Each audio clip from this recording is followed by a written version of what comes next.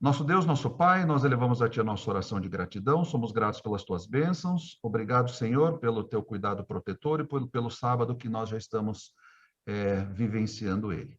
Pedimos a Tua bênção nesse estudo que vamos fazer nessa noite, que através desse olhar que nós vamos ter para as obras criadas, que a nossa fé e a nossa convicção em Ti se renove. Essas bênçãos te pedimos e te agradecemos por amor de Jesus. Amém. Amém. Oi, mãe, tudo bem? Então tá bom. Joia. O pessoal vai entrando aí. Bom, eu vou compartilhar minha tela aqui, já está gravando. Vou compartilhar minha tela aqui. Peraí. Zoom sempre dá uns enrosquinhos, né? Compartilhar. Chegou aí? Chegou. Beleza. Se tiver algum problema, tenho pouca transição, né? Porque nas projeções de Zoom, a transição dá uma travadinha. Tem alguns videozinhos, mas se travar, vocês me avisem, a gente dá uma voltada. Vocês estão do meu lado direito aqui. Vou tentar não olhar para o lado direito, tentar olhar mais para cá, só para ficar de frente para a câmera. Bom, mas vamos lá. Então, a nossa ideia, como a gente tem feito, é ter uns 40 minutos, 35, 40 minutos, né, de exposição do tema. Depois a gente abre aí para perguntas, considerações, comentários, e a ideia é a gente trocar, tá? Realmente ter a visão de vocês desse tema e a gente realmente ir trocando informações aí.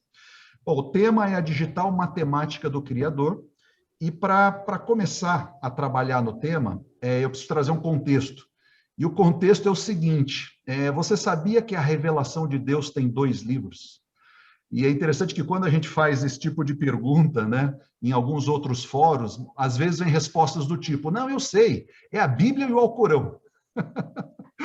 Ou às vezes, num contexto mais adventista, eu sei, é a Bíblia e o Espírito de Profecia. E faz sentido, né? Porque a Bíblia é uma coleção de livros, o Espírito de Profecia é uma coleção de livros, então até tem algum sentido, mas não é, né?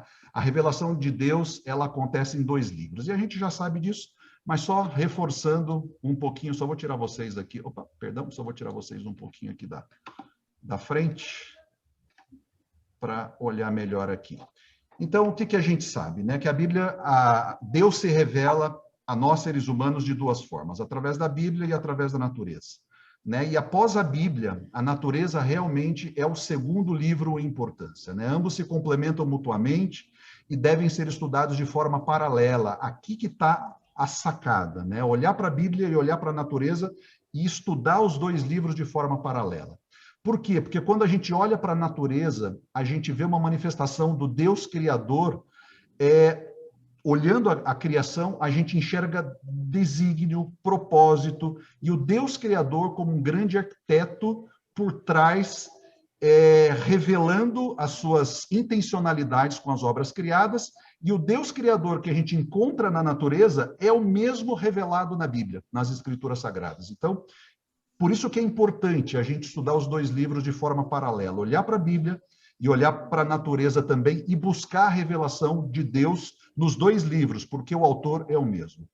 E, mais especificamente, quando a gente olha para a natureza e a gente enxerga um lado da natureza de perfeição, né? A gente olha características estéticas da natureza, como beleza, simetria, ordem, um alto grau de complexidade. Deixa eu botar meu pointerzinho aqui. Um alto grau de complexidade que a gente consegue observar. Que a gente consegue observar na natureza. Então, a gente vê beleza, simetria, ordem, e essa complexidade que aparece na natureza é tanto na matéria inanimada quanto nos organismos vivos.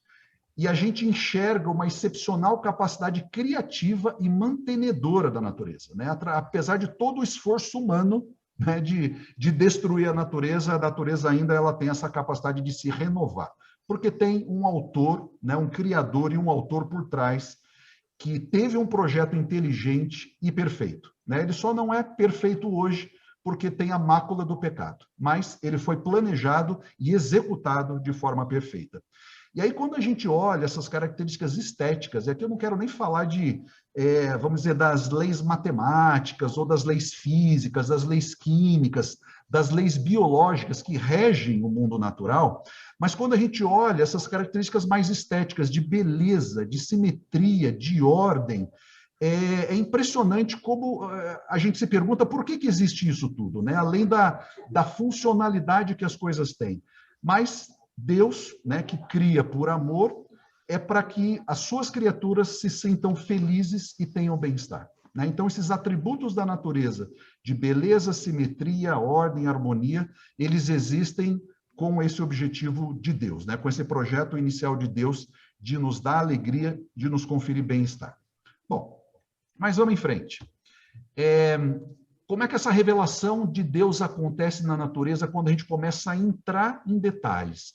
Tem uma declaração do Michelson Borges que eu acho muito legal, que ele diz assim, quando eu olho para a natureza, eu enxergo ali códigos zipados, encriptados, compartimentados com uma lógica algorítmica. Eu ia pedir para fechar o áudio, quem está com o áudio aberto. Espera aí, deixa eu só fechar. Isso, obrigado. Opa. Espera aí, deixa eu só fechar um áudio aqui. Acho que agora fechou. Opa, obrigado, gente. Vou fechar o de todo mundo aqui, só para a gente caminhar aqui, tá? Então, o Michelson tem essa declaração que quando ele olha para a natureza, o que ele enxerga? Códigos zipados, encriptados, compartimentados, com uma lógica algorítmica por trás. O que é essa lógica algorítmica? Um algoritmo é um encadeamento lógico de instruções matemáticas traduzidas, né, em instruções para computadores, né, ou para máquinas, que cumpre uma função. Então, a gente olha essa lógica algorítmica em tudo que Deus criou.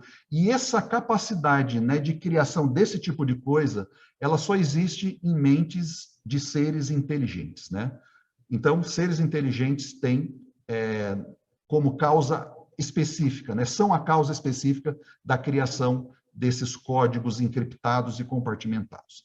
Mas vamos dar mais um passo. E aí a gente entra num dos códigos. Essa noite a gente vai estudar um desses códigos. E o código que a gente vai estudar essa noite é esse código aqui, ó. Essa letrinha grega que está escrita aí, ó, é Φ, F-I. E ela é descrita por 1 mais raiz de 5 sobre 2. E aí aparece esse sinalzinho aqui, ó, que não é igual, mas é aproximadamente. Por quê? Porque ela é um número irracional. Então, ele tem infinitas casas aqui, nunca se repetem essas casas, né? E não dá para expressar ele em forma de fração, né? Ele sozinho. Então, esse número 1.6180, guarda esse número. Esse é um dos algoritmos de Deus na natureza que a gente vai ver essa noite, tá? Então, ele chama Φ e é esse número gigantesco aí. Aí, Paulino, em outro momento, a gente vê como é que deduz, tá? A dedução é simples, mas... né, tem todo um trabalhinho por trás aí para fazer essa dedução. Por que ele acontece dessa forma? Bom, para a gente entender ele, a gente precisa voltar um pouquinho lá atrás. Esse número, na verdade, ele é uma expressão de 2 termos, né, que foram cunhados aí ao longo da história matemática. Ele é chamado de número de ouro ou proporção áurea. E assim, ele é conhecido desde os primórdios lá dos antigos egípcios. Se a gente olhar o Vale dos Reis lá no Egito, a gente vai ver essa proporção áurea aparecendo em várias construções, tanto em posicionamento das pirâmides, quanto nas dimensões que as pirâmides tinham. Então, eles eram intuitivamente conhecidos desde a época dos egípcios. Só que, vindo mais para cá, na época dos gregos, ali Euclides, em 325 a 265, foi o período que ele viveu, quando ele sistematizou as suas descobertas matemáticas aí nessa obra, nessa produção, chamada de Os Elementos, então, os elementos de geometria de Euclides, né, é o título aqui da obra dele, ele sistematizou a forma como esse número áureo, ou esse número de ouro, essa proporção áurea se estabelece. Como é que isso funciona? Só para a gente entender depois, para a gente saber como é que essas coisas acontecem em vários exemplos que a gente vai ter aqui. Então, se a gente pegar um segmento finito de reta e fazer um corte nele, de forma que eu tenha 2 segmentos, um A e um B, Euclides disse que essa proporção áurea, o número de ouro, ele acontece quando a gente corta uma reta finita, um segmento de reta, em extrema e média razão. O que significa isso? Então, vamos para a direita aqui. É pegar esse segmento de reta, cortar em 2 pedaços, A e B, de forma que, se essa relação acontecer, se A estiver para B, assim como A mais B estiver para A, essa relação, se ela se verifica, e o resultado disso é o φ, né? Ele é expresso, então, por 1 mais raiz de 5 sobre 2, e é esse número gigantesco aqui, e é o número de ouro. Então, eu posso cortar esse segmento aqui no ponto que eu quiser, mas tem um ponto aqui onde essa relação acontece. E aí, quando eu encontro esse ponto, essa relação entre o comprimento dos segmentos cortados desse segmento maior, a relação entre eles, o maior sobre o menor, dá um número que é φ, tá? Joia. Vamos mais um passo. Se a gente, além de enxergar esse segmento, enxergar um quadrado produzido por esse segmento maior, então agora eu vou fazer um retângulo que tem o lado, a altura do retângulo é igual ao comprimento do segmento maior. Então, a parte azul eu tenho um quadrado, porque aqui é A, e aqui é A também, então eu tenho um quadrado. E aonde eu corto, aonde é φ, que é a proporção áurea, se eu cortar o retângulo, eu tenho um outro retângulo. E se eu cortar, e esse retângulo também está na proporção áurea, porque se eu cortar ele, esse menorzinho, num segmento C, e essa relação se verifica, esse também está na seção áurea. Esse também é um retângulo de ouro. Eu também tenho a proporção áurea aí. Então, só para exemplificar, eu tenho um retângulo, se eu cortar na seção áurea, garantindo a proporção áurea, eu tenho um segundo retângulo. Se eu pegar esse segundo retângulo e cortar ele também, fazer um segmento nele, garantindo a proporção áurea, eu tenho um segundo retângulo, e se eu for cortando, cortando, cortando e cortando, eu vou ter retângulos cada vez menores ali dentro, né? Eu sempre tenho um quadrado e me sobra um segundo retângulo. Esse também está na proporção áurea, aí eu corto de novo ele no quadrado. E olha que interessante, e as coisas se complementam aqui dentro. E aí, se a gente pegar um segmento de circunferência e unir os vértices opostos do quadrado, olha o que acontece. A gente gera uma espiral, que é chamada de espiral de ouro, porque ela é formada por retângulos que estão na proporção áurea, cuja relação entre altura e comprimento mantém a relação áurea, né? E aí eu posso ir cortando, cortando, cortando, cortando, isso pode ser, eu posso ir diminuindo e aumentando infinitamente, e eu vou ter essa espiral crescendo ou diminuindo. Legal. Agora a gente precisa falar de uma outra figura histórica importante que conectou essas coisas todas. Esse fulano aqui é o Leonardo de Pisa, ou Leonardo Fibonacci, mais conhecido como Fibonacci. Aí ele foi um matemático italiano aí do século XII e XIII, final do século XII, início do século XIII, e ele foi o primeiro e mais talentoso matemático ocidental da Idade Média.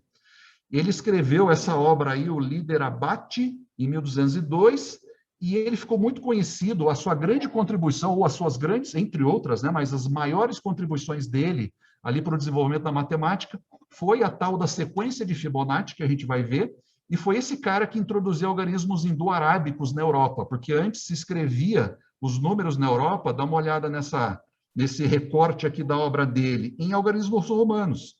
Imagina fazer conta com algarismos romanos, terrível, né?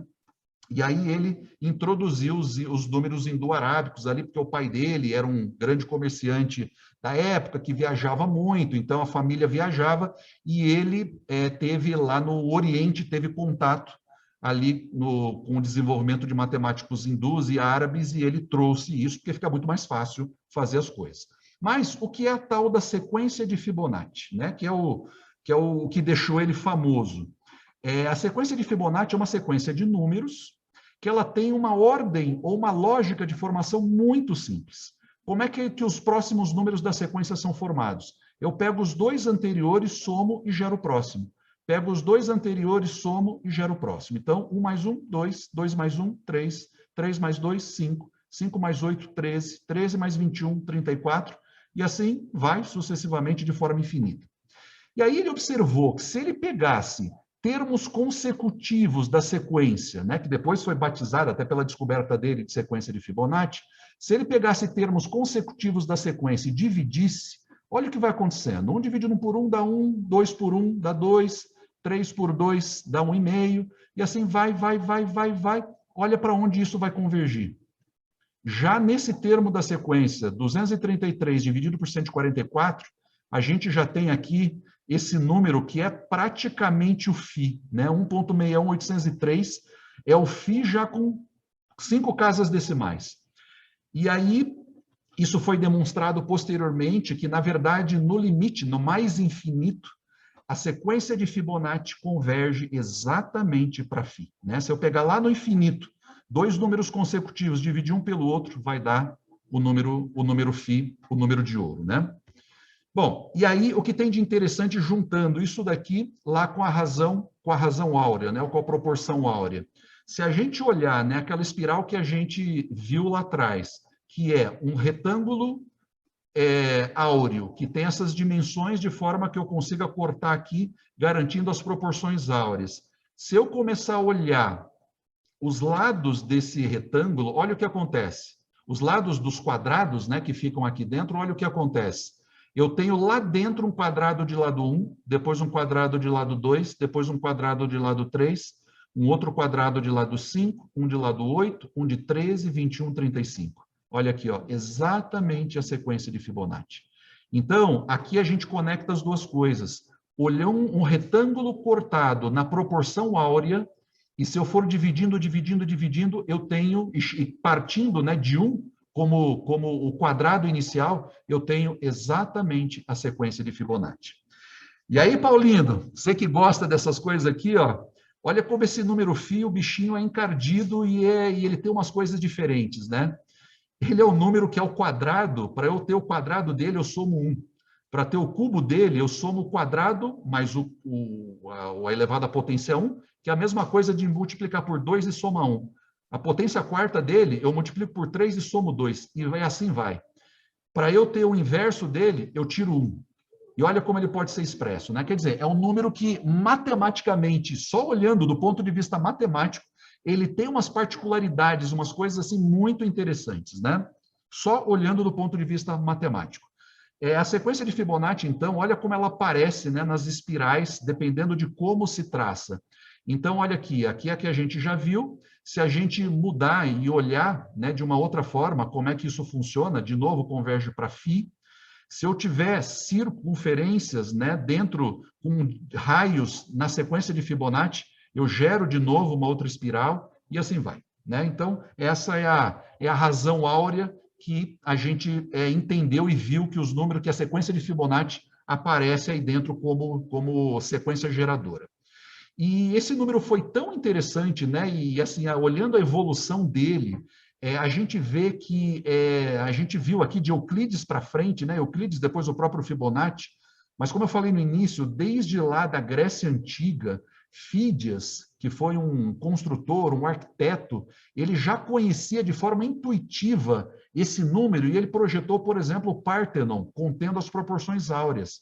Platão descreve os sólidos que ele descreveu nos seus tratados, já descrevendo proporções áureas. Euclides, Fibonacci, a gente já falou. Luca Pacioli, bem interessante também, foi um contemporâneo de Leonardo da Vinci. Ele estudou a divina proporção, ou a proporção áurea, e o Leonardo da Vinci foi o cara que deu esse nome para essa relação. E por aí vai, né? Até os dias de hoje, esse número ainda, e essa sequência ainda chama muito a atenção de todo mundo, né? Então, quão importante tem sido esse número ao longo do tempo aí. E aqui é interessante que, olhando o lado direito aqui, quantas obras, né, são geradas e a cada ano saem mais coisas, explicando, né, essas relações que a gente vai ver agora nessa noite dentro, onde esse número aparece. E eu descobri esse número olhando esse livrinho aqui de capa laranja, no meu primeiro ano de engenharia, dando uma fuçada nas bibliotecas, né, lá da física aqui da USP, e eu achei esse livro, dei uma olhada, falei, nossa, que interessante, né? Um negócio, acho que só tinha um exemplar, só tinha na biblioteca da física, e meio perdidão lá, né? E olhei assim na época, quando foi a última retirada, né? Ele é da década de 70, acho que fazia mais de 10 anos que ele estava por lá. E uma coisa parada ali, né? E esse Huntley, ele estudou a divina proporção, ou a razão áurea, dentro de manifestações de beleza matemática, né? O título em português, a tradução, um ensaio sobre a beleza na matemática. Quer dizer, ele olhou esse livro só olhando a beleza matemática da coisa, né? E eu queria achar um livro desses e conseguir encontrar num sebo na Bahia. Depois de muito procurar, achei uma edição mais velhinha dele, essa primeira que eu encontrei lá na Física. Aí tem outras edições mais novas, tal, mas ele é bem interessante porque ele trata essas coisas de uma forma, né, para quem quer se aprofundar nisso, de uma forma bem legal. Bom, mas saindo aqui da questão matemática, o que tem de especial com esse número? E aqui é onde a brincadeira, a coisa começa a ficar divertida. O que tem de especial com esse número, né? Olhando do ponto de vista matemático puramente, eu trago 3 declarações aqui. Uma do Kepler, né, que ele falou: a geometria tem 2 grandes tesouros. Um é o teorema de Pitágoras e o outro é a divisão áurea. Kepler foi um matemático, astrônomo, né, um cientista criacionista, que grande contribuição deu, né, para a história da ciência. E ele enxergava na divisão áurea, na proporção áurea, no φ, no número de ouro, realmente um dos tesouros da matemática, né, da geometria. O próprio Leonardo da Vinci batizou de a divina proporção. E interessante que tem uma dissertação de mestrado em matemática de um aluno da Federal do Paraná, e ele falou o seguinte sobre a onipresença de φ, olhando do ponto de vista puramente matemático. Esse é um número que aparece em diversas citações dentro da matemática, interagindo com áreas que vão desde a trigonometria até a álgebra, não ficando restrito apenas à geometria. Quer dizer, é um número que tem uma onipresença dentro dos campos matemáticos.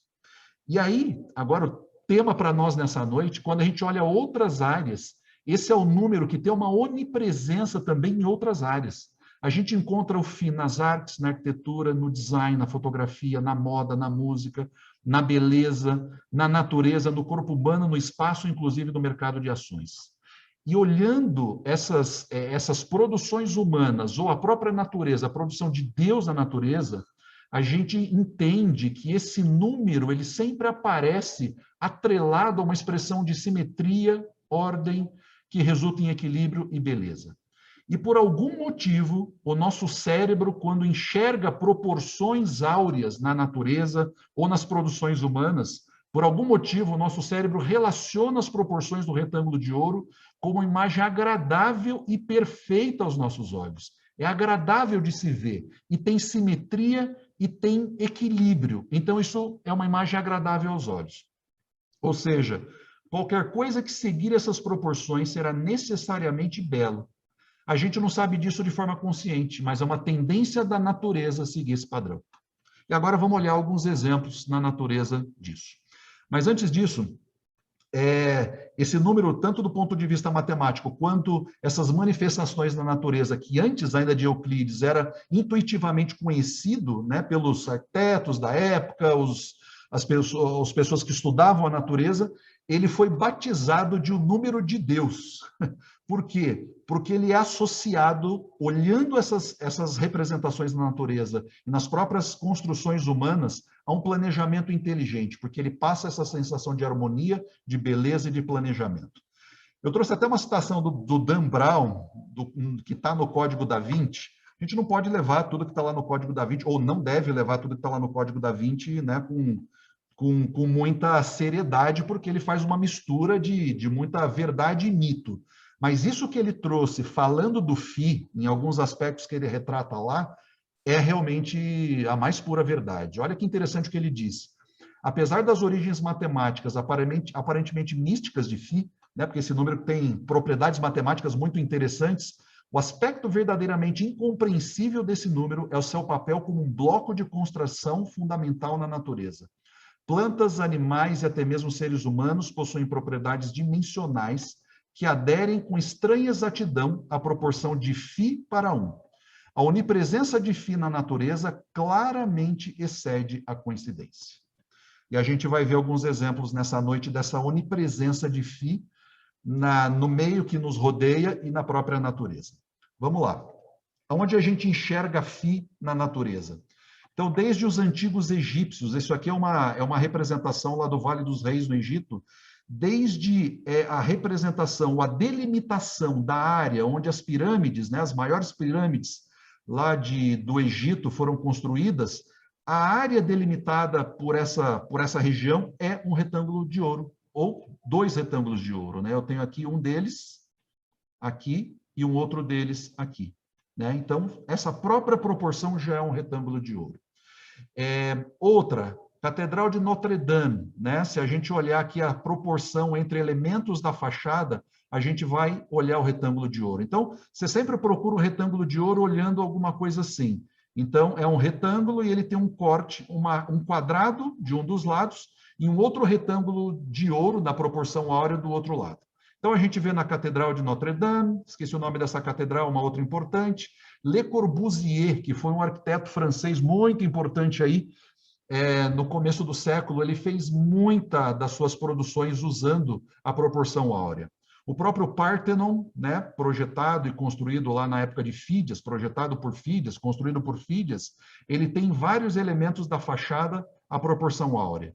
O Taj Mahal, mesma coisa, olha quantos elementos, cada um desses retângulos aqui, ó, é um retângulo de ouro. Tem vários elementos aqui dentro, com as proporções áureas onde o Φ aparece. Então, uma outra representação também mostrando vários desses raios e dessas distâncias aqui seguem o retângulo dourado, a proporção áurea e, por consequência, o Φ aparece aí, na relação entre as imagens. Olhando as artes, Mona Lisa, né? Só um parênteses aqui, tem muita fake news quando a gente olha essas coisas, tá? Tem gente que pega a espiral áurea lá e coloca em qualquer lugar, não é assim, tem que saber separar, né? Tem que olhar realmente as dimensões. Olha o eixo vertical e o eixo horizontal do quadro. Eu tenho um retângulo maior que está na proporção áurea, eu tenho 4 retângulos aqui que estão na proporção áurea, e quando a gente começa a olhar elementos aqui, ó, essa distância da boca até os olhos, até o topo a linha dos olhos, topo do nariz e depois ao meio da testa, isso daqui tudo está na proporção áurea. E tem vários elementos dos olhos, da boca e tudo mais. O quadro A Última Ceia, lá de Leonardo da Vinci, também, olha quantos elementos na proporção áurea.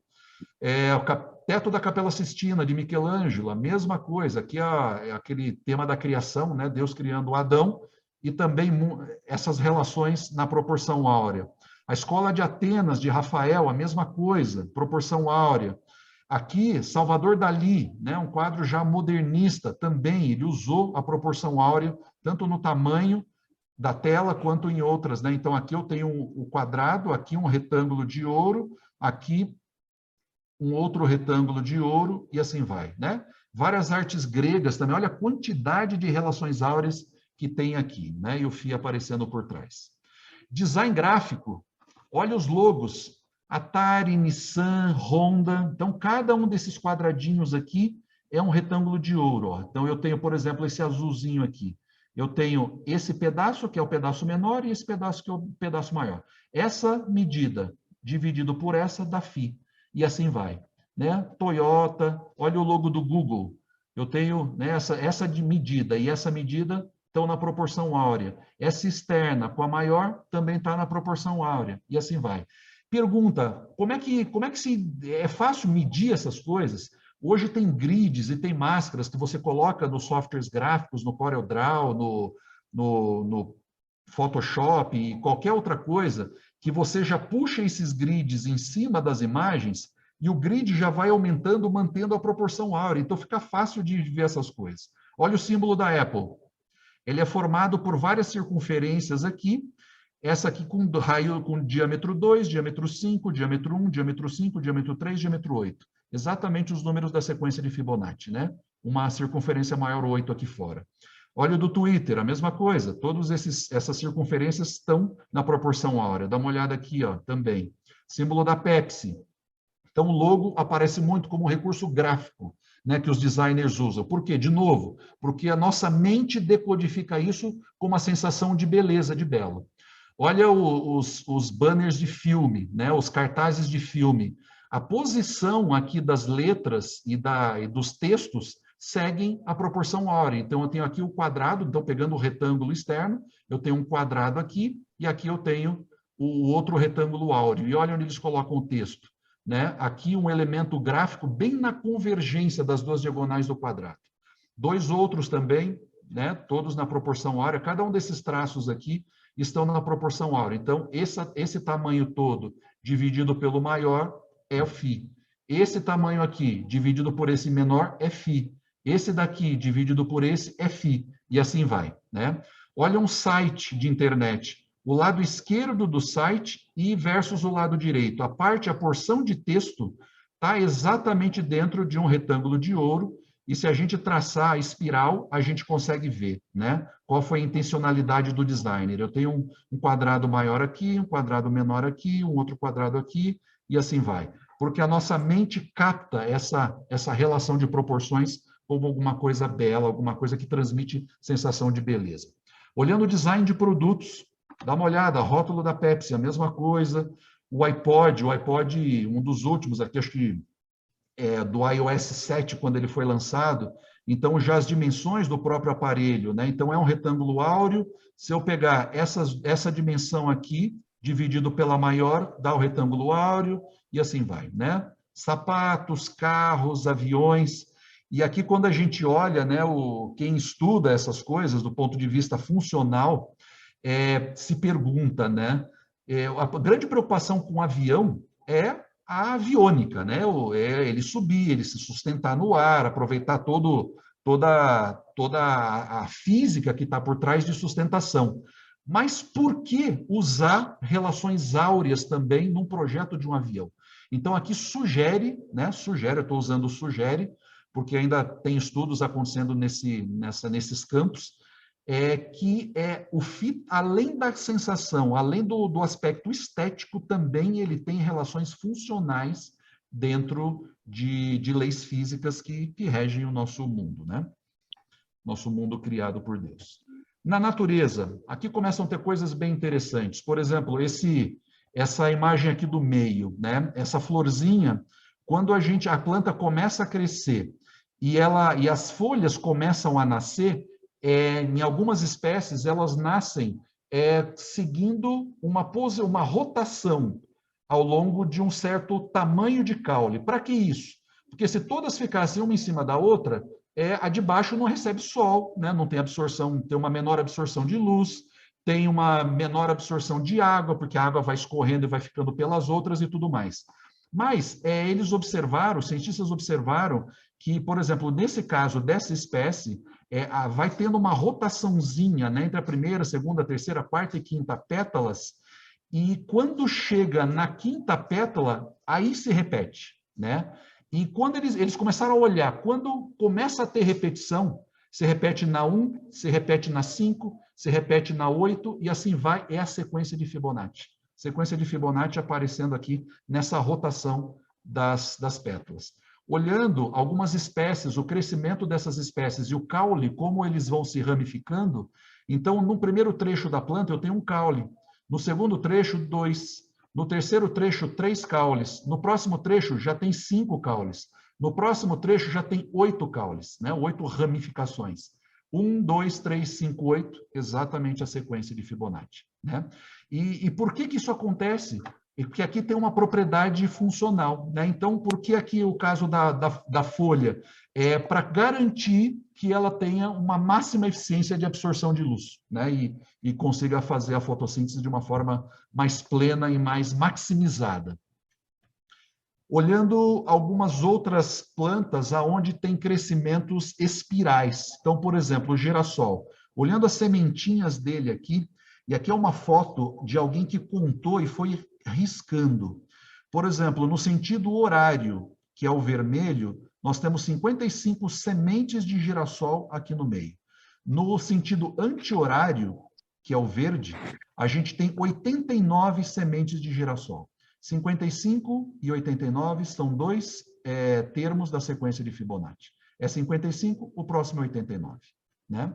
Olhando pinhas, abacaxis e também contando o número de espirais, no sentido horário, a gente tem 13 espirais no sentido horário, que são as azuisinhas, 13 espirais. Vai contando, né? Cada risquinho azul é uma das espirais. E se a gente olha no sentido anti-horário, tem 8 espirais.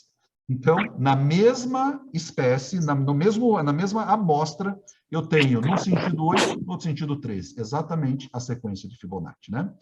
E esse padrão, né, surge ali no mundo natural, nos vegetais principalmente, de maneira para maximizar essa eficiência, né? E esse é o padrão mais eficiente que a planta tem de acionar linhas, sementes ou caules à medida que ela vai crescendo. Então, essa espiral crescendo, né, a planta crescendo e aumentando de diâmetro ali, esse núcleo das sementes, é uma das formas mais eficientes dela ir ganhando espaço. Exatamente a sequência de Fibonacci. E o segundo item aqui, esse é um fato surpreendente, porque esse padrão de Fibonacci aparece apenas porque cada crescimento sucessivo ocorre no ângulo dourado do anterior, ou seja, 137,5 graus. O que é isso? Lembra do segmento que a gente cortou de forma que as proporções estivessem na relação áurea? Imagina um segmento de circunferência. Se eu corto ele na razão áurea de forma que eu tenha φ, um dividido pelo outro, e eu meço o ângulo do maior, dá 137,5 graus. Quer dizer, na natureza isso aparece como um padrão. Outro elemento da natureza, esse é um bichinho que é o nautilo. Ele é um bichinho marítimo e ele tem essa capa, nessa conchinha que é um caramujo. Ele não é tão pequenininho, ele é grande. É um caramujo, e quando nasce, né, ele é bem pequenininho, e à medida que ele cresce, ele vai ficando nessas câmaras aqui. Então, ele cresceu, ele fecha a anterior e abre e cria uma maior. Ele cresceu, ele fecha a anterior e cria uma maior. E assim vai, até que ele, né, para de crescer, atingiu aqui a idade adulta, e ele já está grande, e ele fica nessa parte aqui. E se a gente olhar exatamente para a geometria dessas câmaras e o que acontece aqui dentro, é exatamente a sequência de Fibonacci. Lembra do φ? Olha ele aqui, ó. Então, se a gente tem essa medida aqui como 1, essa medida de trás aqui é 1,618, que é exatamente φ. Ou seja, esse trecho aqui da concha do Náutilo é um retângulo dourado. Está na proporção áurea. Esse outro também, lembra quando eu elevo φ ao quadrado? É só somar 1. Então, 2,618. Esse tamanho aqui também está na relação, na proporção áurea. E aí a gente enxerga a espiral de Fibonacci lá dentro, né? Na verdade, aqui tem uma diferença. Se a gente olhar a sequência de Fibonacci, começando com 1, ela não converge exatamente para o desenho da concha. Mas se a gente olha a sequência de Lucas, que é uma espiral logarítmica, que também segue a mesma lei de formação da sequência de Fibonacci, que é somar os dois termos anteriores, mas ela não começa com 1, a gente tem esse tipo de geometria, que é uma espiral logarítmica, e aí ela é perfeita, perfeita mesmo, né? E a proporção de tamanho dessas câmaras aqui, exatamente a sequência de Fibonacci. Olha aqui a sequência de Fibonacci, tá vendo? O segmento nessa animação aqui. O segmento azulzinho é a região menor e o branco é a região maior. Então, ele está cortado, esse comprimento todo está cortado na proporção áurea. Então, olha só, como a gente vai girando a conchinha dele e como a proporção áurea vai se mantendo ao longo de todo o trecho. Vamos em frente. Aparecem vários outros elementos da natureza em animais, então, na relação de proporção entre animais. Aqui nas colmeias, a gente sabe que é um hexágono que está aqui dentro, então tem algumas relações aqui de proporção que a gente acha o φ e as relações áureas também. Olha essa outra manifestação da natureza interessante. Quando a gente olha os furacões, os tornados, a espiral formada por eles é a sequência de Fibonacci. Dá uma olhada aqui, ó. Exatamente a sequência de Fibonacci. E quando a gente sai do nosso planeta Terra e vai enxerga ali a luz que a gente recebe das formações galácticas, a gente vê essas formações galácticas ou nebulosas exatamente, né, mantendo uma tendência da sequência de Fibonacci aqui. A própria geometria das ondas, né, quando a gente olha, conseguisse olhar pelo lado, né, a gente consegue ver ali a espiral de ouro também e as relações da sequência de Fibonacci. Aí, quando a gente vai para o corpo humano, é impressionante a quantidade de manifestações do Φ dentro do corpo humano. Cada uma dessas linhas aqui, nessa imagem, estão na sequência de Fibonacci. O M maior é o lado maior do segmento cortado na razão áurea, na proporção áurea, e o M menor é o lado menor.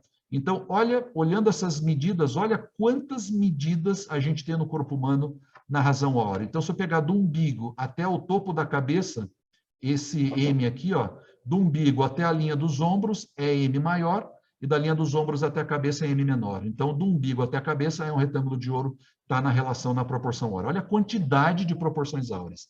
Olhando o braço, né? Comprimento dos dedos, o comprimento das falanges aqui, a gente tem também 2, 3, 5, 8, né? Como base 1. 2, 3, 5, 8 está na proporção áurea, está na sequência de Fibonacci. Olhando também o tamanho da mão e por aí vai, né? Dentro do ouvido, a gente vê a espiral de ouro, ritmo cardíaco, se a gente olhar onde acontecem esses picos aqui, a gente vê a relação entre eles e a sequência de Fibonacci. Ou seja, tem muita demonstração aqui. E olhando mais ainda no detalhe para dentro do corpo humano, esse pesquisador aqui, o Dr. Mark White, ele fez todo um trabalho de doutorado olhando simplesmente, ele queria entender beleza, né? E ele foi na essência. E ele, para ir na essência, falou, deixa eu olhar o DNA, deixa eu ver se tem alguma coisa ali que me faça entender como é que manifestações de beleza acontecem de forma visível. E aí, o que ele descobriu? Se a gente faz um corte transversal na molécula do DNA, então o DNA é uma dupla hélice, então duas sequências ali de bases, se a gente faz um corte no DNA e olhando por cima, a gente vê um pentágono. E como é uma dupla hélice, quando um está defasado em relação ao outro, a gente vê uma figura que é um decágono, e esse é um decágono dourado, né? Se a gente pegar um pentágono regular, a gente vai ver que ele é todo formado pela proporção áurea, pela razão áurea. E aí, um decágono tem muitas dessas relações ali dentro, né? Então, o que ele viu? Olhando essa estrutura química lado a lado com a matriz do decágono dourado, ele percebeu que tem muita correlação, né? Isso mostra essa correlação impressionante aí entre a configuração geométrica da matriz do decágono dourado e a configuração molecular do DNA, né? E, na verdade, se a gente deslizar essa seção transversal da molécula de DNA sobre essa matriz do decágono dourado, a gente vai ver que elas são coincidentes. E olha que interessante, eu vou colocar um videozinho aqui que mostra um pouco isso. Olha, deixa eu só tirar o meu pointer aqui, ó. Dá uma olhadinha nesse vídeo. O que é? Não tem, só vou pedir para fechar o áudio, tá? Quem está com ele aberto aí, que eu não tô enxergando todo mundo. Então, olha aqui, tem um corte no DNA, vamos de novo. Então, a gente tem o DNA do lado direito aqui, a gente vai fazer um corte, uma seção transversal no DNA. A gente enxerga essas estruturas e, casando essas estruturas com o decágono dourado, é praticamente perfeita a coincidência aqui, né? Então, aqui ele está mostrando que todas essas figuras, ou essas composições geométricas aqui, é o decágono dourado, né? Agora, olhando o rosto humano, e aí ele entendendo essas coisas todas, ele começou a fazer, deixa eu olhar agora para fora, né?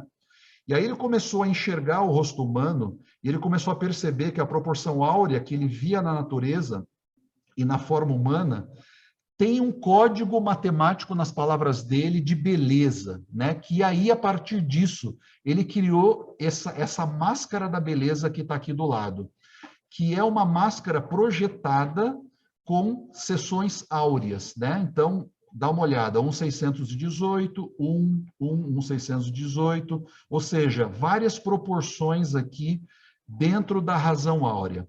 E a sensação de beleza que tem aqui, né? Por que tem uma sensação de beleza quando a gente enxerga uma face, né? O rosto de uma pessoa que se encaixa dentro dessa máscara nas proporções áureas, porque é o resultado da combinação de dois componentes aqui, ideais que ele chama. Simetria, ou seja, a face humana tem espelhamento, e harmonia. Ele define a harmonia como recorrência de padrões. A gente tem uma série de padrões de recorrência aqui dentro, né? Dentro das medidas e das proporções da face humana. E aí, o que ele diz? Historicamente, muitos números diferentes foram avaliados na tentativa de descrever a beleza. Entretanto, apenas uma relação matemática foi relatada de forma consistente e repetida como estando presente nas coisas belas. Que relação é essa? 1,618 para 1. Nosso φ para 1. E aí o que ele fez? Ele pegou essa máscara e começou a testar, né?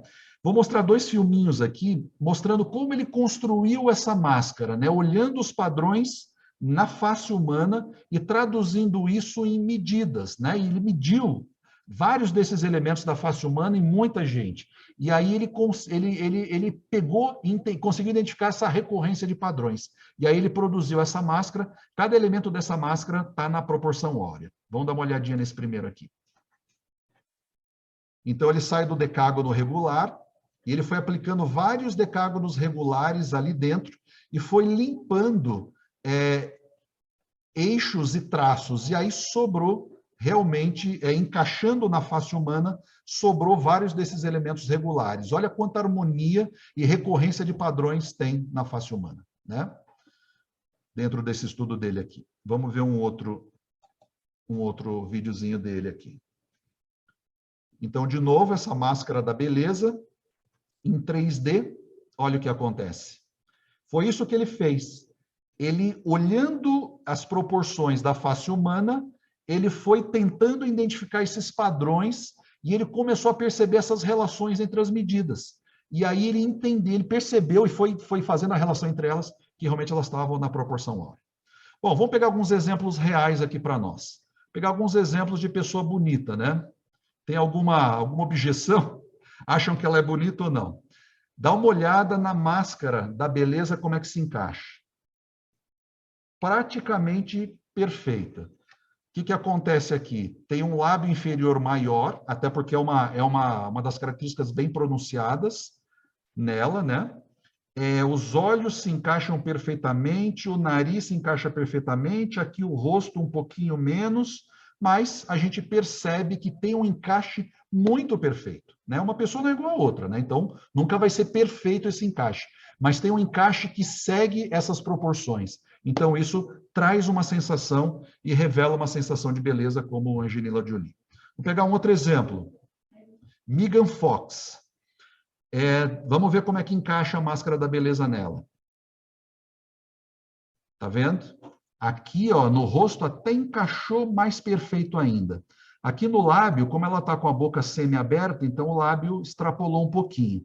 Mas dá uma olhada nos outros traços, né? Como tem um encaixe praticamente perfeito, né? De largura de rosto, comprimento, o nariz, a posição da boca, né? É impressionante como é que isso é perfeito.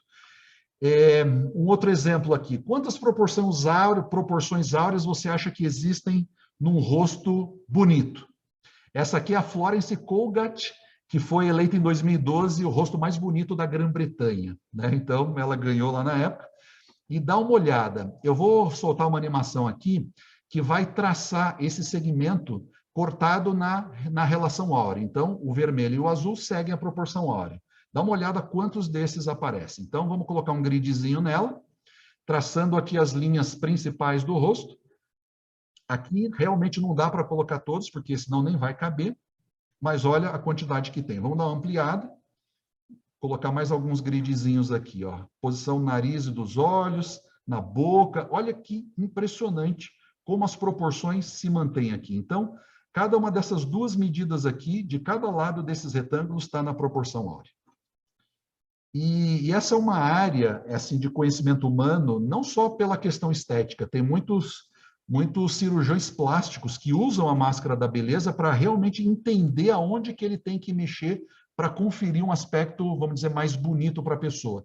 Mas principalmente para uma área da cirurgia plástica de reconstituição facial, para aquelas pessoas que passaram por trauma, por algum acidente, por alguma coisa que precisa ter uma reconstituição facial, óssea ou qualquer outra coisa. Então, se usa absurdamente a máscara da beleza do Dr. Mark Quart para se entender como fazer isso. Bom, quantas proporções áureas você acha que existem no rosto bonito? 24 proporções áureas, tanto na horizontal quanto na vertical. Um outro exemplo aqui, de outras pessoas também reconhecidamente bonitas aí, olha como a máscara se encaixa quase que perfeitamente, né? É impressionante isso.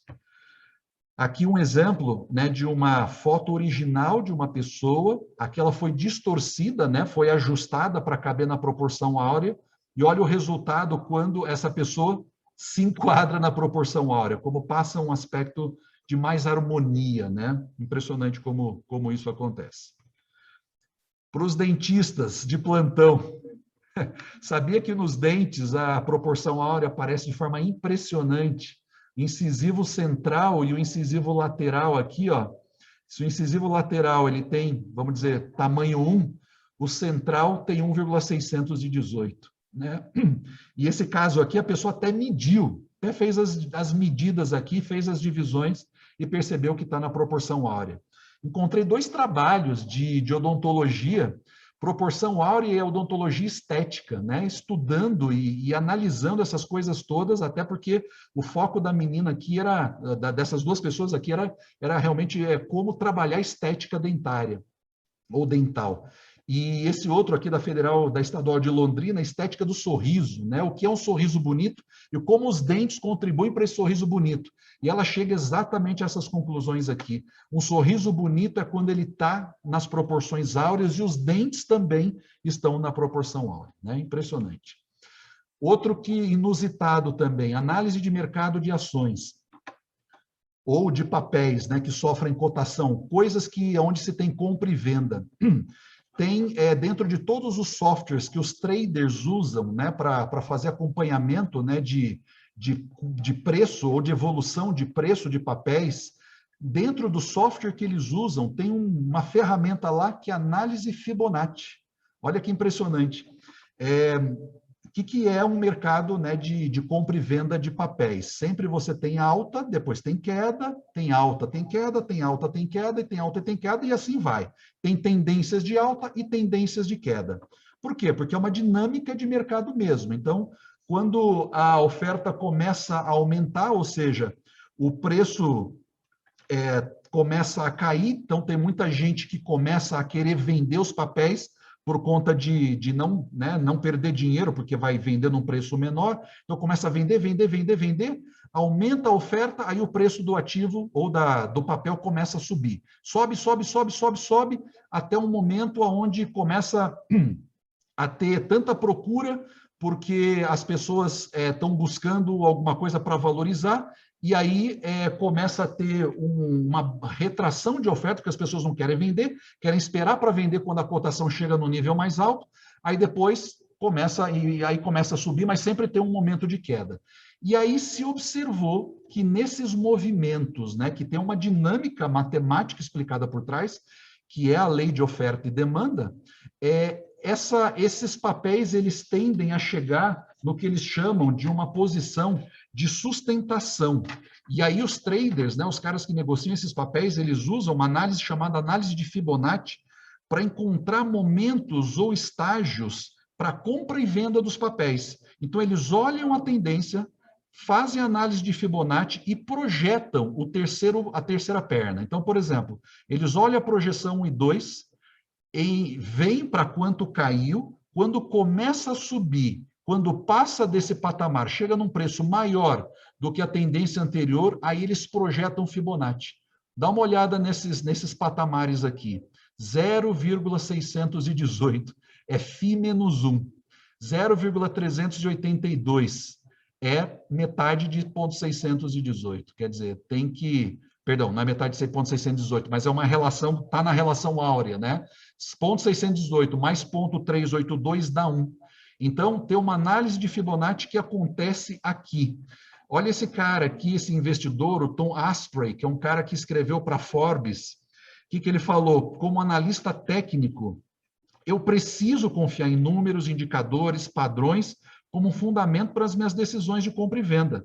Essas ferramentas são usadas, né, ou a análise de Fibonacci é usada para desenvolver um plano para cada investimento ou ação de compra e venda, e para que eu tenha uma ferramenta aqui que eu use de forma eficiente quando eu vou fazer as minhas operações, né? E essa ferramenta que eu uso frequentemente é a análise de Fibonacci. Por que que esses patamares são patamares de sustentação? Boa pergunta. A dinâmica de mercado mostra isso. Quer dizer, alguma coisa que está intrinsecamente lá dentro. Já estou finalizando, tá, gente? Passei um pouquinho, mas último slide. Bom, visto tudo isso, o que a gente pode concluir, né? Olhando para esse grau de ordem, perfeição, beleza, organização, projeto inteligente por trás das coisas criadas, quando eu olho para isso, eu tenho só duas opções e uma escolha. Ou escolho o que está escrito do lado esquerdo, ou escolho o que está escrito do lado direito. Essa citação do lado esquerdo é da revista Galileu de muitos anos atrás. Eu tinha essa revista guardada, mas acabei jogando fora um tempo atrás. E os caras na capa, né? E era uma reportagem falando sobre o FI. E na capa, os caras escreveram assim, a reportagem de capa era: se Deus existisse, ele seria um número, 1,618. Quer dizer, os caras se depararam com essas evidências da natureza e essas manifestações, né? Um pouco do que a gente viu essa noite, e se perguntaram, né, o que é isso? Né? E aí eles foram para o outro lado, né? Se Deus existisse, ele seria esse número, porque esse negócio é uma coisa muito impressionante. E aí a gente lembra, né, da situação de Romanos 1, 21. Porquanto, tendo conhecido a Deus, não o glorificaram como Deus, nem lhe deram graças. Antes, em seus discursos, se desvaneceram e o seu coração insensato se obscureceu. Dizendo-se sábios, tornaram-se loucos. Então, quando a gente vai por essa outra rota e a gente olha evidências, manifestações na natureza de um projeto inteligente, com intencionalidade, onde tem códigos algoritmos colocados nas obras criadas como instrumentos, né, de projeto divino, e a gente não enxerga Deus por trás, a gente vai buscar qualquer outra explicação menos Deus. E aí Deus se revela, mas as pessoas escolhem outro caminho. Mas aqui nessa noite a gente prefere ficar com o lado direito, né? Olhar essas manifestações de Deus na natureza, enxergar isso, né? E declarar como a gente vê nesses textos. Ó Senhor, quão variadas são as tuas obras, todas as coisas fizestes com sabedoria, cheia está a terra das tuas riquezas. Eu te louvarei porque de um modo assombroso e tão maravilhoso fui feito. Maravilhosas são as tuas obras, e a minha alma sabe muito bem. Porque as suas coisas invisíveis, desde a criação do mundo, tanto o seu eterno poder como a sua divindade, se entendem e claramente se veem pelas coisas que estão criadas, para que eles, né, esses daqui, fiquem inexcusáveis.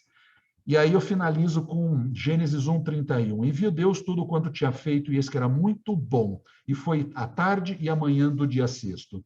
E é interessante que eu fui no Bible Hub para ver o significado original lá do hebraico de bom aqui. E sabe o que significa bom lá no original hebraico? Agradável, de agradável beleza, agradável de uma alta natureza, ou agradável assim de uma ordem superior, que transmite alegria, que transmite prazer. Bom, excelente de todo o nível, né? Excelente em todos os aspectos. E uma outra definição também. Perfeito de acordo com o projeto, né? Traz essa ideia aqui. Deus olhou para as coisas e diz, olha, é tudo muito bom. Esse bom aqui traz, provavelmente ele falando com Jesus, o Espírito Santo, dizendo, tudo que a gente projetou, a gente concretizou aqui. Então está de acordo com o projeto, essa intencionalidade que nós tivemos. O que foi projetado foi criado perfeitamente como estava no projeto. Olha que interessante, nessa definição lá do Bible Hub, lá do original. E agora, para finalizar mesmo, né, só finalizo com esse texto para a gente abrir aqui para as nossas perguntas. Os céus declaram a glória de Deus e o firmamento anuncia a obra das suas mãos. Um dia faz declaração outro dia, uma noite mostra sabedoria outra noite. Não há linguagem nem fala onde não se ouça a sua voz, né? E eu finalizo com essa pintura da natureza, né? Tem como não olhar para isso e não sentir uma sensação de beleza, de propósito, de harmonia, de ordem, de projeto inteligente? Não tem como, né? Olha que espetáculo da natureza. Bom, muito obrigado, gente. Agradeço a atenção de todos. Passei um pouco aqui do... Deixa eu finalizar o compartilhamento. Passei um pouco aqui do tempo, mas que bom que vocês ficaram por aí até agora.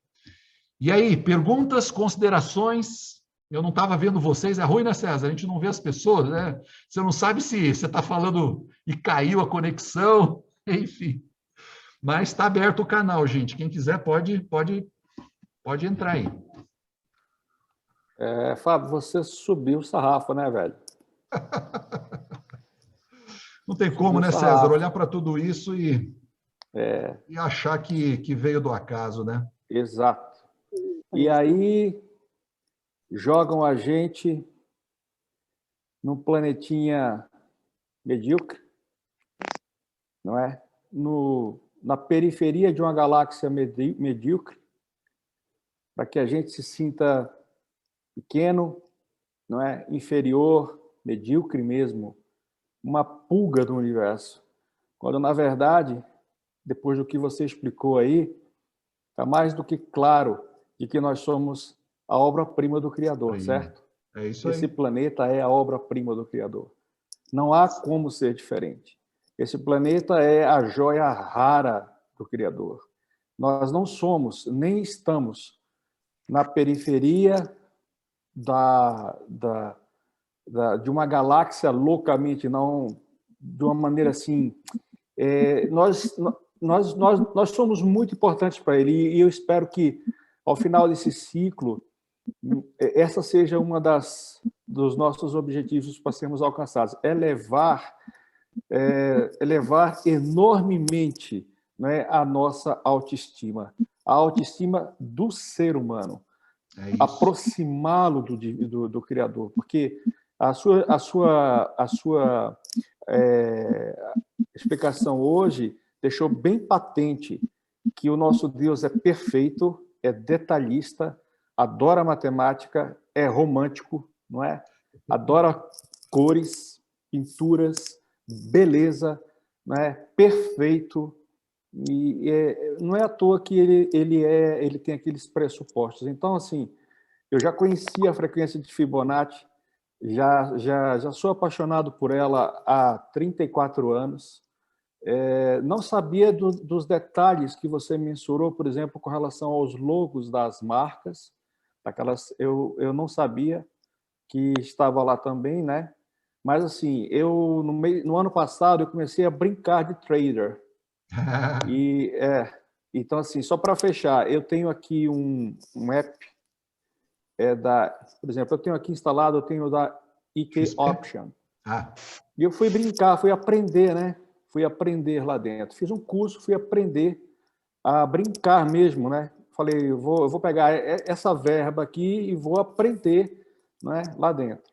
Então, assim, brincando e aprendendo. Não era muito dinheiro, mas como investir, mercado de opções, mercado de Forex e tal. Então, assim, existe uma das ferramentas lá dentro que você... Aquela figura que você passou ali, tem centenas de candlesticks ali dentro, né? Então, o candlestick vermelho, candlestick verde está subindo, vermelho compra, vende e tal.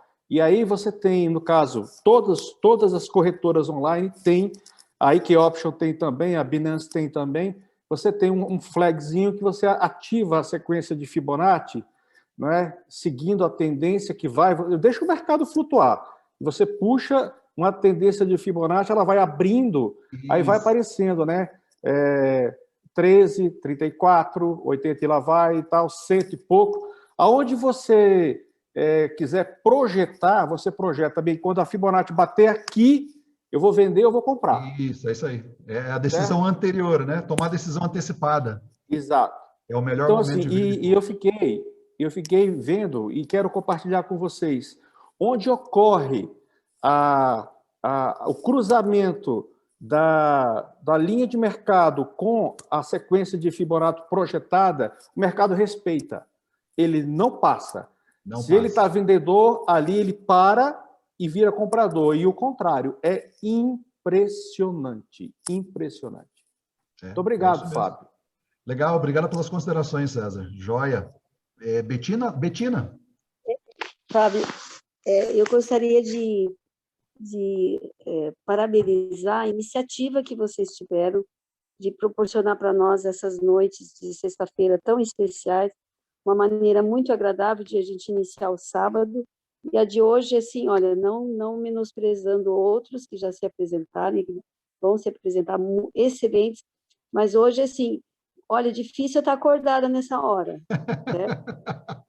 E eu sou muito, assim, ligada durante o dia, mas à noite eu apago, mas hoje eu não apaguei, porque o professor foi bom, o tema foi excelente, e eu fiquei, assim, simplesmente encantada, coisas que eu já sabia, outras que foram acrescentadas, aumentou um pouquinho da minha cultura geral, já compartilhei com um monte de gente que falou assim, bom, agora não dá mais, né, tarde, né, mas como está sendo gravado, eu acho que vale a pena a gente repensar essa informação toda, e assim, eu me emocionei, certo? E realmente, a única coisa que me passou pela mente, olha que eu sou tagarela, né?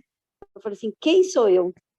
Essa é a minha palavra final, e desejo a todos uma boa noite, feliz de ver a sua mamãe, a Beth, ali em Curitiba, no friozinho. Nós estamos curtindo o frio também, mas acho que lá está mais, né? Então, um abraço está bem mais. Obrigado, Betina. Continuem as sextas-feiras, que eu estou gostando. Legal, a gente vai sim. Acho que é trazer tema inusitado, coisa diferente, que mostra, né, isso tudo para nós. E que valoriza o ser humano, né, como obra-prima da criação de Deus.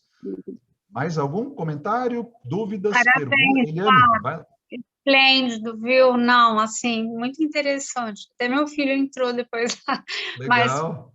Lá ele entrou, ele viu, né? Eu falei, você tem que ver, isso aqui é muito, muito bom para você entender, né, a gente, o que a gente é, né, nesse mundo, né? Maravilhoso. Obrigada pela explanação.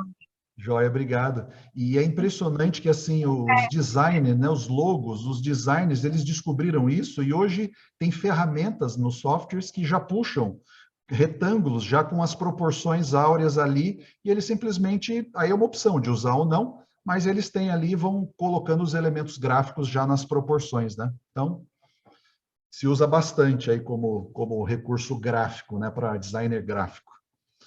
Mais alguém? Dúvidas? Comentários? Então, o negócio é o seguinte, é sair medindo as coisas aí, né? Que a gente vai encontrar muito disso, né? E uma outra coisa que é impressionante também é que não é só beleza que está envolvido, né? Tem elementos funcionais também envolvidos aí. E aí é que, né, quem olha para isso e tem uma cosmovisão evolucionista fica meio, né, se surpreende, né? O funcional até é legal, né? Porque está dentro ali, mas o aspecto estético, por que tem tudo isso, né?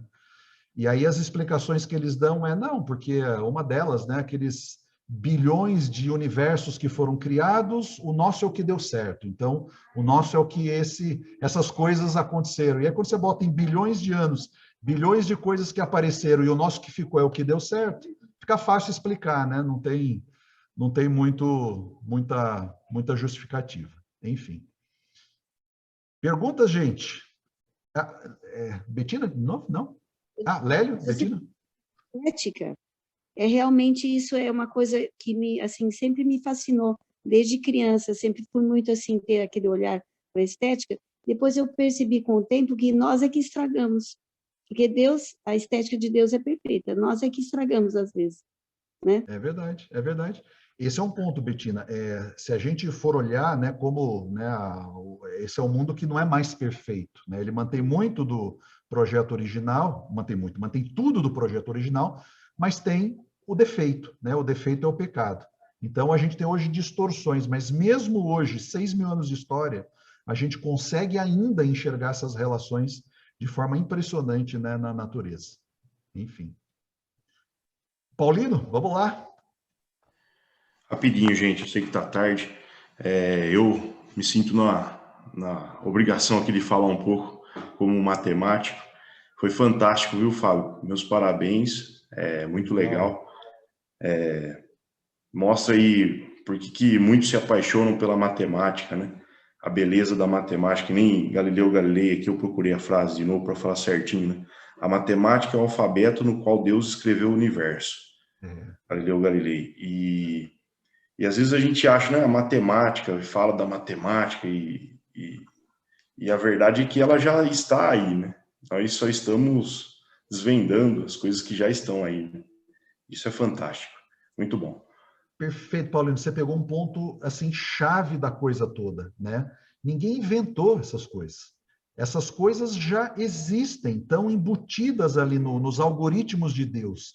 O ser humano conseguiu decodificar ou entender a lei que está por trás, né? Então, isso aqui é legal.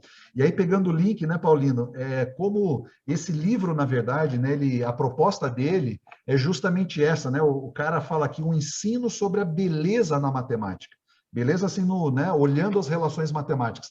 E o comentário que ele faz se a gente ensinasse matemática, né, olhando essas coisas todas, a gente conseguiria trazer um nível de engajamento maior, né? Eu sei que aí entra currículo, entra um monte de coisa que é difícil, mas esse foi o esforço dele. É um cara da Inglaterra, não me lembro, acho que Universidade de Bath, alguma coisa assim, e ele começou a usar isso nas aulas dele, como professor, mais de 40 anos ele lecionou, e ele começou a colocar esse tipo de coisa, e aí ele percebeu ao longo da vida letiva dele, né, de lecionar, que o despertamento ou o interesse dos alunos foi aumentando absurdamente, porque ele contextualizou, né, essas coisas todas e fazia transposição olhando o nosso mundo natural, né? Que legal, cara que conseguiu, e ele até falava, Φ é muito mais importante do que Pi.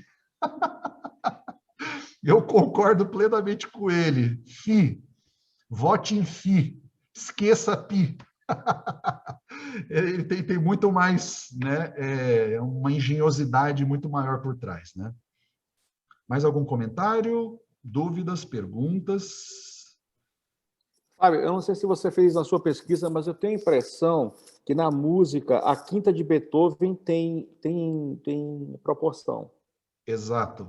A Quinta Sinfonia de Beethoven, eu não entrei aqui porque é complexo, porque você tem que olhar a escala cromática e aí tem que ver, né, como é que ela foi construída e aí você começa a enxergar entre as frequências dos sons ali a proporção áurea, né? Bartók usava direto isso também, que é o mais Bela Bartók, né, que é um cara mais contemporâneo, que é até um tipo de música, né, que eu particularmente não curto tanto, mas ele usava esses recursos aí, né, a forma, ele mudava demais, né, o tom da tonalidade da música, então quem não está acostumado a ouvir acha uma coisa, né, mas quando você entende a proposta dele, o cara é genial, né, então realmente tem várias manifestações da música assim, César. E Mais alguma pergunta? Oi? Essa questão de matemática e de física, e aí eu não vou puxar peixe para ninguém, né, porque não tem como dissociar. Veja como se faz para colocar um país para trás. Você investe, no caso, numa educação medíocre, né? Quando eu fiz a primeira apresentação, eu falei, se nós tivéssemos estudado um pouquinho mais de eletromagnetismo, não é, no curso básico, quantos cientistas, quantos físicos não teriam saído de lá, não é verdade? Então, a pobreza dos nossos laboratórios, estou falando de laboratórios nas escolas do ciclo básico de ensino, com instrumentos, escolas particulares também pecam, porque não há laboratórios que possam mostrar manifestações da sequência de Fibonacci. Não é? Sim, você não sim. consegue, é difícil. Então, assim, existe um processo de emborrecimento crítico, né, das nossas gerações. A minha geração ela foi perdida. Vamos tentar salvar agora das suas filhas, Fábio. Sim. Entende? Porque a geração das minhas filhas também não é verdade? Uma desgraça em matéria de educação formal, não é? Sim. Você vai para uma faculdade, uma universidade como a citada, a que você citou, que você se graduou, se não houver uma intervenção fortíssima, ela vai se tornar medíocre, não é? Por quê? Porque existe um processo de dissociação, não tem ensino, não tem pesquisa e não tem extensão. Então, é triste essa circunstância. Agora, assim, são com iniciativas, pequenas iniciativas como essa, que nós vamos despertando no cidadão brasileiro a necessidade de uma educação formal essencial, não é? E jogar valores para os nossos filhos e sobrinhos, os mais básicos. Não colhem, não adianta. Você não vai se apaixonar pelo conhecimento de uma maneira espúria, não é verdade? Então, assim, eu me considero assim uma pessoa que o ponto fora da curva, porque naquela época, não que eu seja alguém melhor do que ninguém, mas a minha geração ainda deu muitos bons frutos, porque pessoas viciadas no bom sentido em conhecimento. Mas depois que eu me graduei, começou uma Fibonacci invertida, sabe? Então, decrescente. Exato. Movimento de retração, né? Exato. Deu uma Fibonacci invertida, assim, né? Então, assim, a gente vê e eles conseguiram mediocrizar o ensino de física, o ensino de matemática, o ensino da linha mestra, né, da formação. E eles conseguiram também esconder todos os pressupostos inalienáveis da existência de um criador. E é isso que a gente tem, de toda maneira, assim, muito simples, começar a resgatar, começar a despertar, não é? Veja que a sua apresentação, ela é uma apresentação que, se nós tivéssemos um ciclo formal consistente, todos nós aqui dominaríamos essa questão aqui, e lá vem o Fábio de novo, mais uma vez com Fibonacci, não é verdade? Então, mas não, para muitos de nós, né? É novidade. A minha foi novidade, aspectos do Tiago, novidade. Então, nós temos que escapar desse processo de mesmice, né? de informação chula que não agrega, jogar essas questões que empobrecem para fora. Né? As redes sociais hoje só vendem narrativa. Essa é a verdade. É verdade. E, Betina, diga. Pegando o gancho do César, eu estou fazendo uma pesquisa sobre escolas, desde a Escola do Éden, e de vez em quando eu anoto alguma coisa aqui no meu caderno. É uma citação de Ellen White no livro Educação, página 18. A verdadeira educação através das instituições de ensino poderão produzir homens fortes para pensar e agir, homens que sejam senhores e não escravos das circunstâncias, homens que possuam amplidão de espírito, clareza de pensamento e coragem nas suas convicções. Verdade. Para isso precisa ter embasamento, né? Repertório. E é isso que hoje está faltando bastante, né? Por exemplo, a Liz estudou Fibonacci, acho que semana passada aí, né? Como conteúdo lá mas parou ali, né? Não deu outros passos, né? Mostrando, isso aqui gera interesse, desperta a curiosidade. E aí, quando está somado com o conhecimento bíblico, né? O Naor fala muito isso, né? Os dois livros têm que ser estudados de forma paralela. Então, eu enxergo Deus na revelação bíblica, vou para a natureza, enxergo a revelação dele ali, e uma coisa retroalimenta a outra, isso gera esse espírito que a Betina está falando, né? Esse espírito inquisitivo no bom sentido, de questionar e não cair, né, como César diz, no laço do passarinheiro, né, nas cortinas de fumaça que o inimigo levanta aí.